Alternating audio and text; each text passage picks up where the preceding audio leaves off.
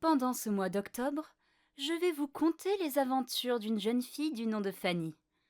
Contrairement à nous, Fanny vit dans un monde rempli de magie, omniprésente autour d'elle. Du haut de ses 16 ans, la demoiselle étudie dans une école prestigieuse de sa ville natale. Mais plutôt que de rester la tête dans ses bouquins, celle-ci fait l'école buissonnière. On apprend tellement mieux dans la forêt qu'enfermé entre quatre murs. Telle était la devise de Fanny, qui adorait apprendre en compagnie des animaux de la forêt.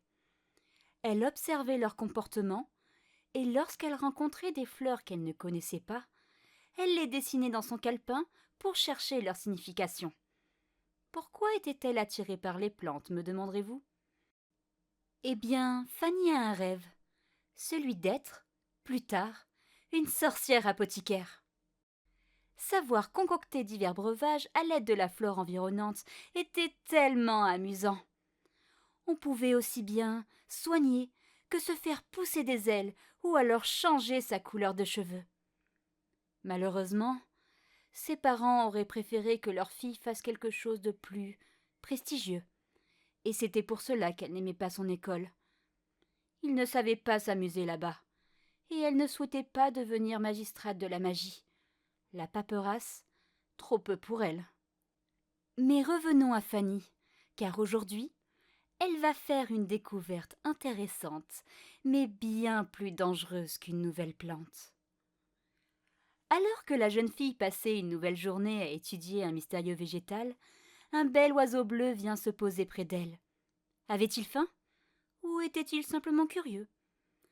Fanny posa son carnet ainsi que son stylo pour regarder si elle n'avait pas quelque chose pour lui dans son sac. C'est alors que l'oiseau attrapa le stylo avant de s'envoler dans la forêt. Mon stylo! Rends-le-moi! Prenant ses affaires, elle courut à la poursuite du voleur. Si ce n'était qu'un simple stylo, elle n'aurait rien dit, mais celui-ci lui était extrêmement précieux. Un beau stylo noir, gravé d'une somptueuse plume dorée. La jeune fille poursuivit l'oiseau qui se posa sur une branche d'arbre, l'observant toujours avec son butin dans le bec. Vilain oiseau! Rends-moi mon stylo! Allez! Elle essaya de faire peur au volatile, mais celui-ci ne fit que s'envoler à nouveau et s'enfonça alors plus profondément dans la forêt.